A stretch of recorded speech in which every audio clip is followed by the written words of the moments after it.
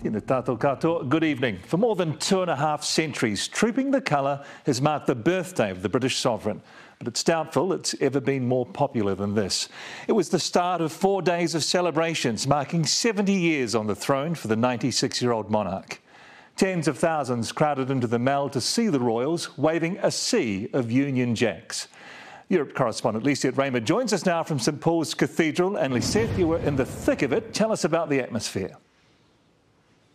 Mike, it was jubilant in every way, from the die-hard royal fans who camped out overnight to the accidental royalists who stumbled across the fanfare and then couldn't bring themselves to tear away from the spectacle. There was a real sense of history, a real sense of occasion, a celebration 70 years in the making that has proven to be well worth the wait.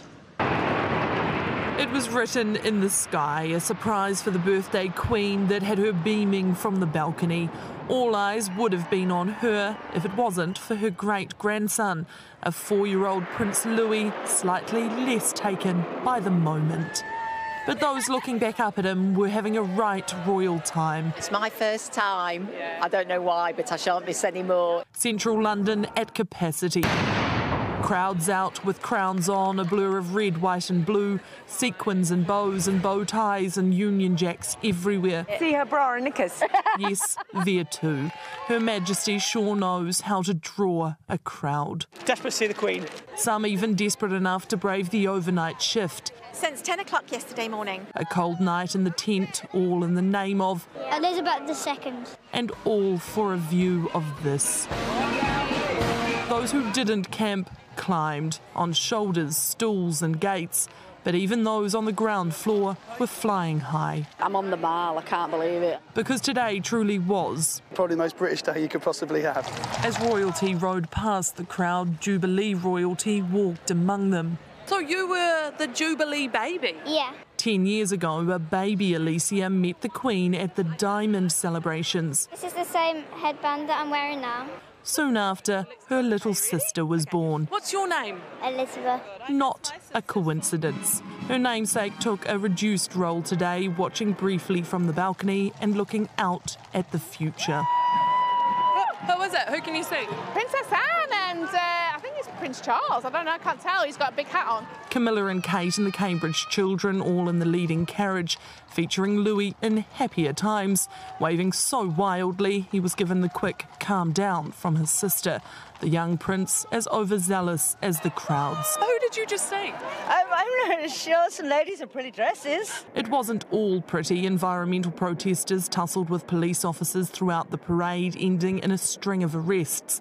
But there was no family fighting, at least. Harry and Meghan restricted to window gazing, and COVID kept Prince Andrew completely out of sight. All three missed out on the balcony invite to the fly past. More than 70 aircraft on display for the Queen's 70 years.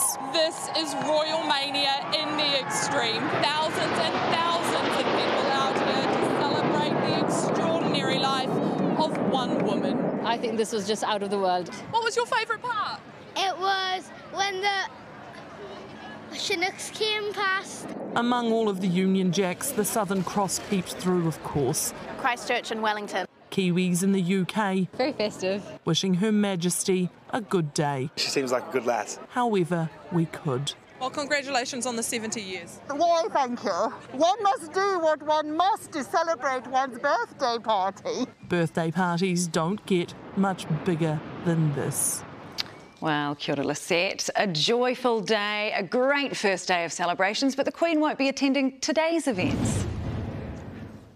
Yes, a last-minute change of plans for Her Majesty. Given the travel and the activity required to participate in today's events, she has decided not to attend the Thanksgiving service here at St Paul's Cathedral later this morning. Buckingham Palace said in a statement it was a decision made with great reluctance, but the Queen had been experiencing some mild discomfort during the first day of Jubilee celebrations. She did finish the day in style, however, she had committed to lighting the Jubilee beacon, and she did just just that, kick-starting a symbolic ceremony that saw a trail of light spread from Windsor Castle to Buckingham Palace and all around the world. Today will be a much quieter day for the Queen, but the rest of the royal family are expected to be out in force, along with, no doubt, thousands of royal fans. Our Europe correspondent live from London, Lisette, thanks so much.